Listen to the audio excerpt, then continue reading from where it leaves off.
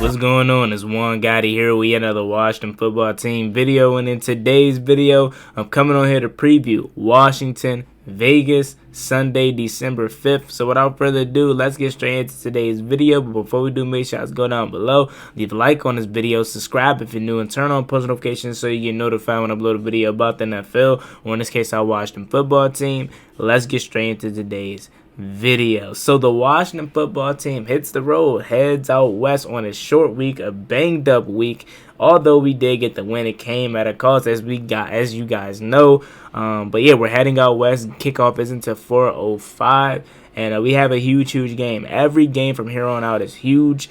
6 games left in the season. 1 game left until we start the NFC Gauntlet, or NFC East Gauntlet. So it's a big game. Again, the rest of these games are huge, but this is a bigger game because we're 0-4 against AFC opponents this year. We have to find a way to win one. Like, we have to. We can't get swept by the AFC West.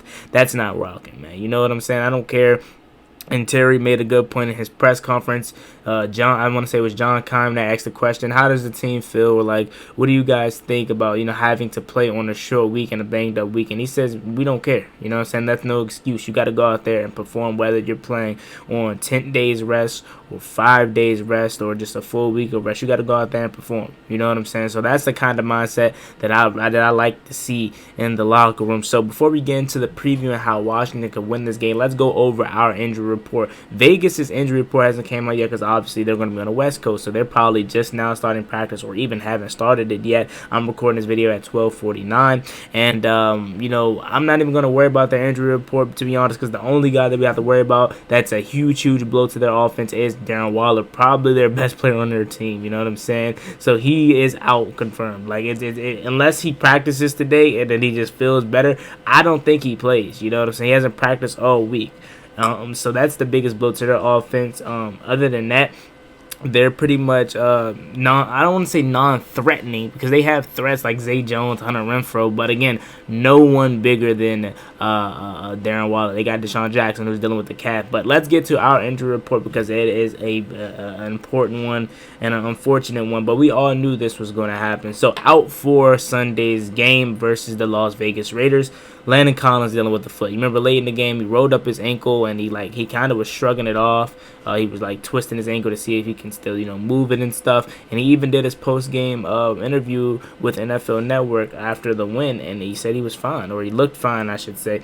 But he's out dealing with the foot/ankle, so hopefully it's nothing too severe. Wes Schweitzer, this is kind of a good sign, because he walked out in a boot on Sunday, and it didn't look good, but to see that he's still on an injury report and like he's not on IR or anything, so that's a good sign. But he's out dealing with the ankle. We knew that was going to happen. And J.D. McKissick, another bullet that we dodged, because the guy was having a phenomenal year and having a phenomenal game.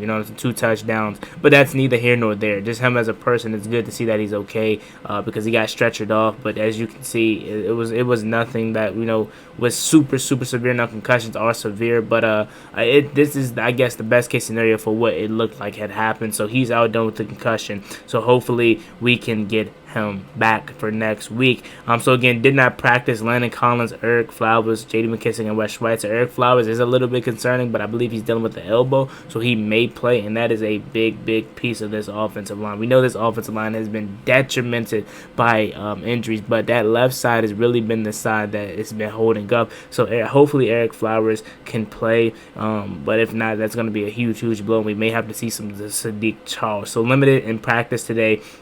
Tyler Larson, that's a good sign, because we know he's dealing with the MCL sprain, and we're going to need him back if he plays. Me personally, I would send Keith Ishmael out there first, and if he's stinking it up and he's getting blown up and getting blown back off the ball, then you put Tyler Larson in. But if he's like holding his ground, I would just keep Keith Ishmael in there for 1 week and then bring back Tyler Larson, because I just feel like he's not 100%. Now I could be wrong, but because he's been limited all week, but I just don't feel comfortable. I feel like he's coming back too fast. You know what I'm saying? So that's where I stand on Tyler Larson. Curtis Samuel, another great sign. Has been limited all week, so I expect him to play. And man, it's good, because the more he plays, the more he is going to get, get more experience in this offense, and he's going to get the ball more. You know what I'm saying? He's not going to be on a pitch count. Or should I say, his pitch count isn't going to be as strict as it was last week. It's going to start to expand, and more the more he plays. So if he plays 20 snaps last week, he may play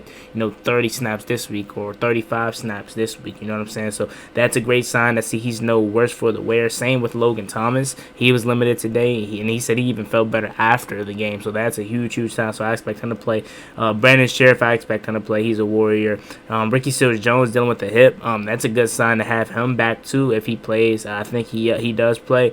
And just imagine him and Ricky Seals-Jones, because he stepped up really well in the absence of Logan Thomas. So we really never got to see them play together. So just imagine what he can do and what they could do when they play together, man. Because again, like early in the season, we just thought Ricky Seals-Jones was going to be a guy that was going to come in and catch a few passes. But again, when he played, he was really good. So I could just see them doing some double tight end sets with him and Logan Thomas, even triple sets with him, Logan Thomas, and John Bates. So that's a good sign to have all these guys limited and possibly playing on this Sunday. So let's get into how Washington can win this game. Again, Vegas's injury report didn't come out yet, and they're on the West Coast, so they're just starting practicing. I'm not going to wait for their injury report because it's no one bigger than Darren Waller, and I'm pretty sure he is going to be out for this Sunday's game. So how can Washington win this game? So first thing we have to do, we got to get pressure on Derek Carr. I'm a big Derek Carr fan. I know a lot of people, for some reason, anytime the Raiders are having a bad season or whatnot, they try to blame it on Derek Carr. But Derek Carr is literally the only reason why that team is still afloat. You know what I'm saying? He's really good. He's top 15 in the league. At his peak, he's top 10. And I know at the beginning of every season, it's like, oh, can Derek Carr be an MVP? But then he kind of falls off a little bit. But he's standing around that top 15, top 10 range as far as quarterbacks in the league. So he's really good. We got to get pressure, and I'm talking interior pressure. That's what sets it up. Look at the interior pressure as the toss up in volleyball, as the assist. The interior pressure is the pass it up, and then the edge rushers, the external pressure is the spike it down. You know what I'm saying? So we need some more interior pressure from Jonathan Allen, Deron Payne, and Tim Settle, and Matt Ioannidis. Without those guys, we don't stand a chance. Because if we get pressure up the middle, that's not gonna allow Derek Carr to step up, and he's gonna try to look to escape. And then boom, here comes James Smith-Williams, here comes Shaka Toney, here comes Casey Tuill off the edge. But if they don't get interior pressure, that's going to allow Derek Carr to climb the pocket, keep his eyes down the field. He's going to be able to either deliver or strike to Deshaun Jackson, Hunter Renfrow, Zay Jones, or he's going to be able to run, or Brian Edwards too. So we're going to have to find a way to get interior pressure, and we've been doing a great job with that. Jonathan Allen has been having a phenomenal year, all-pro year, that a lot of people want to say too. So make sure you guys vote him in the Pro Bowl, and DeAndre Carter too, and Terry McLaurin, obviously. But yeah, he's been having a phenomenal year. So without interior pressure, we don't stand a chance against Derek Carr. That's just where I sit.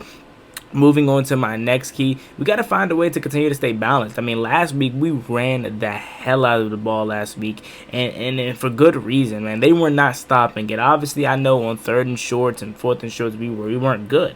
But other than that, we were getting a steady diet of 2, 4, 6, 7, right? So we got to find a way to stay balanced. You know what I'm saying? Because again, it did not feel like Taylor Heineke threw the ball for 35 passes and 223 yards. It did not feel like that. You know what I'm saying? So we got to find a way to stay balanced like we did. Because when we stay balanced, bro, we're really hard to beat. You know what I'm saying? The only critique that I have, and this is gonna lead me into my next key. We got to find a way to not be predictable on 3rd down. Scott Turner, like, come on now. And he owned up to it. That's why I like Scott. Not only because he's good, in my opinion, but he owns up to where he makes his mistakes. And he's basically saying, like, we can't be telegraphed. You know what I'm saying? We can't be so predictable, you know? And he owned up to the short runs. We got to be more, different on 3rd and 1. If you don't want to run so much, do a rollout bootleg pass. Come out in heavy set like you're about to run it, and bootleg it out right to your tight end or our newly fullback that we got that we're probably going to test out this week too. So just be creative and be different. Keep the defense on their heels, or on their toes rather, because then you become that much more dangerous where they just don't know what you're doing. You know what I'm saying? So we got to find a way to stay balanced. My next key, get your playmakers the ball early and often. Man, there's not nobody in this secondary that can check Terry McLaurin. Chris Harris Jr.? No. You know what I'm saying? The only persons in those secondary that really scares me is their safety. Tremont Morrig from TCU and Jonathan Abram. Those are the only two guys that really scare me. You know what I'm saying? But their cornerbacks, they don't scare me at all. So we got to find a way to get our playmakers the ball. Logan Thomas across the middle. Terry McLaurin underneath, across the middle, and even take a shot downfield. Curtis Samuel, let's see him touch the ball more. DeAndre Carter, who's slowly becoming, I think, Taylor Heineke's favorite target, really, to throw to, obviously, besides Terry McLaurin. We got to find a way to get these guys the ball early and often so we can get into a flow. You know what I'm saying? We got to find a way to get them the ball early and often. My next key that I think Washington is going to have to do to win this game is to stop their run game. Josh Jacobs, man, he's really been taking like a back seat to this offense. I remember when like a few years ago he came into his career blazing. Like, I thought he was going to be a top 5 back, and obviously he's been injured a little bit, and this offense is becoming more on Derek Carr's shoulders. But it's like when he gets the ball, he doesn't really do much with it. You know what I'm saying? In the Cowboys game, he was solid, but he really hasn't done much with it like the Josh Jacobs that we thought we were going to get for the rest of his career. Because, he came on the scene so good for the Raiders. And that's pretty much, it. We got to find a way to stop that run game. Because watch this perfect week, for Josh Jacobs to go off. You know what I'm saying? So we got to find a way to neutralize that run game, and we should really be good. Because, again, their threats on the outside doesn't scare me. Hunter Renfrow is really good in the slot. Deshaun Jackson could, kill you for 1 or 2 plays, and then he'll go down with a hamstring or a calf. I'm not wishing injury on nobody, but we know Deshaun Jackson, 34-year-old Deshaun Jackson, is made of glass. So, and then Brian Edwards doesn't scare me. You know what I'm saying? Zay Jones doesn't scare me. So, like, Darren Waller was their offense, man, and he's probably going to be out. So we are really dodging a bullet. Now, again, my last key, we got to find a way to neutralize Max Crosby. Yannick Ngakoue has been really good. Carl Nassib too, but I think he's going to be out dealing with a knee injury.